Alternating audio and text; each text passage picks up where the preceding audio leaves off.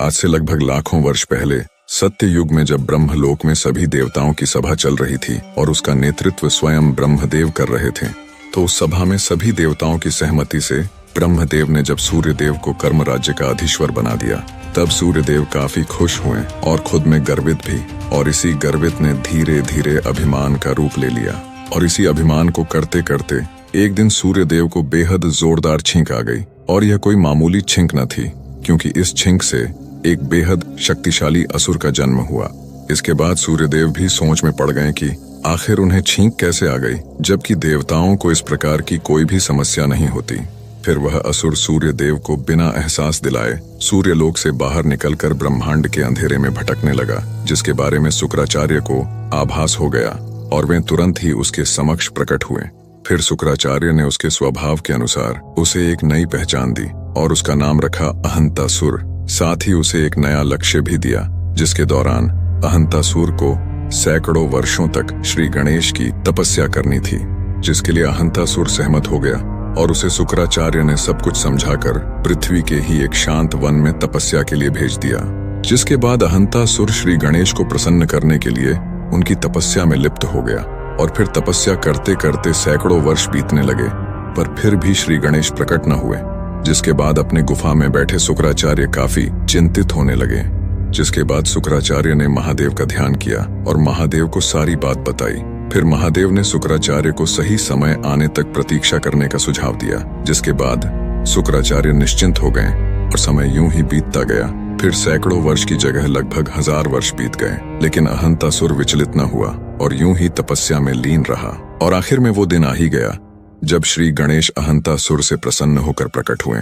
जिसके बाद अहंतासुर ने शुक्राचार्य के कहे अनुसार श्री गणेश से बेहद शक्तिशाली वरदान मांग लिया, जिसमें उसने किसी भी देवता, गंधर्व, जानवर या मनुष्य से कभी भी पराजित न होने का वर मांग लिया और भी कई असीमित शक्तियां भी मांग ली। जिसके जवाब में श्री गणेश ने अहंतासुर को खुद श्री गणेश के सिवाय किसी और से न हारने का वर दे दिया और कहा, तथास्तु। इतना कहकर श्री गणेश अंतर्धान हो गए। जिसके बाद अहंतासुर खुशी के मारे ठहाके लगाने लगा और फिर उसने अपने अर्जित वरदान को वहीं जांचना शुरू कर दिया, जिन्हें देख उसकी आंखें वहीं फटी की फटी रह गईं। इसके बाद अहंतासुर असुरों के गुरु शुक्राचार्य के सम्मुख प्रकट हुआ और उन्हें सारी बात बताई। जिसके बाद शुक्राचार्य ने अहंतासुर को पूरे ब्रह्मांड में सबसे शक्तिशाली असुर होने के कारण उसे पूरे ब्रह्मांड में असुरों के राजा के रूप में नियुक्त कर दिया। इसके बाद अहंतासुर के हाथों ब्रह्मांड की पूरी आसुरी सेना आ चुकी थी। साथ ही उसके पास पहले से ही श्री गणेश से प्राप्त असीमित शक्तियां भी मौजूद थीं, जिसका फायदा उठाकर अहंतासुर ने धीरे धीरे गुरु शुक्राचार्य के कहे अनुसार पूरे ब्रह्मांड के कोने कोने में जाकर सभी लोकों में आक्रमण कर असुर साम्राज्य का विस्तार करना शुरू कर दिया। उसने तमाम देवताओं और गंधर्वों को भी आसानी से हराकर उनके लोकों में आसुरी साम्राज्य स्थापित कर दिया। ऐसे ही आसुरी साम्राज्य का विस्तार करते करते समय गुजरता गया और समय के अनुसार अहंतासुर और भी ज्यादा ताकतवर बनता गया। साथ ही उसका अभिमान भी बढ़ता गया और एक दिन उसने स्वर्ग लोक पे भी आक्रमण कर सभी देवताओं को एक साथ में परास्त कर दिया। जिसके बाद सभी देवता अहंतासुर के डर से स्वर्ग से भागने पर मजबूर हो गए और फिर अहंतासुर ने स्वर्ग लोक को भी अपने अधीन कर लिया।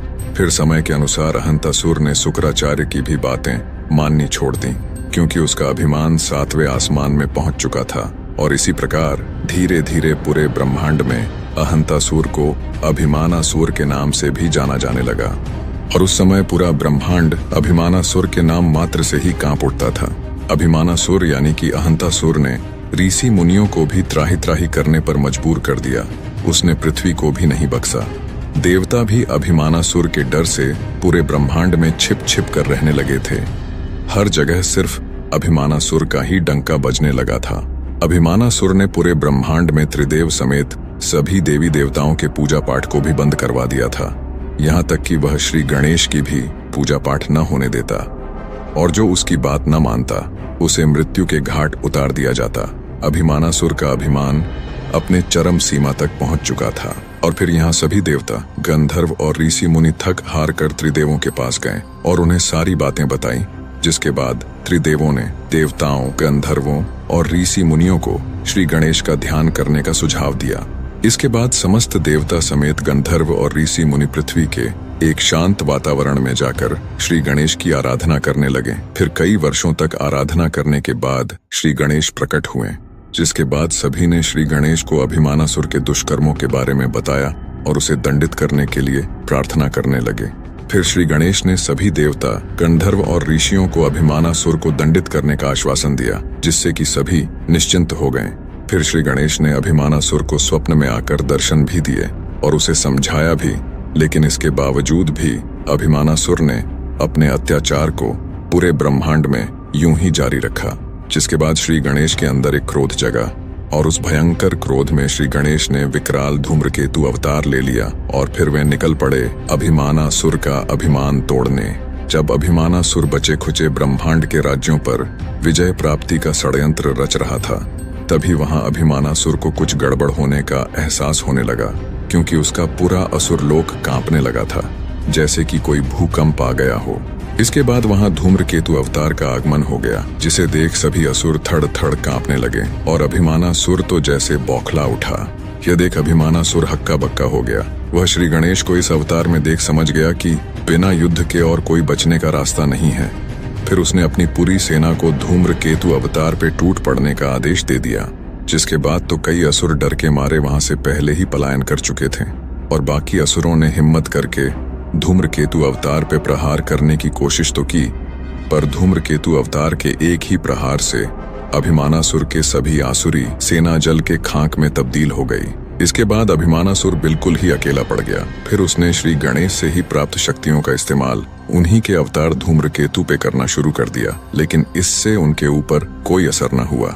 इससे पहले कि धूम्रकेतु अवतार अपनी तरफ से कोई वार करते, अभिमानासुर श्री गणेश का नाम लेते हुए धूम्रकेतु अवतार के चरणों में जा गिरा और गिड़गिड़ाने लगा।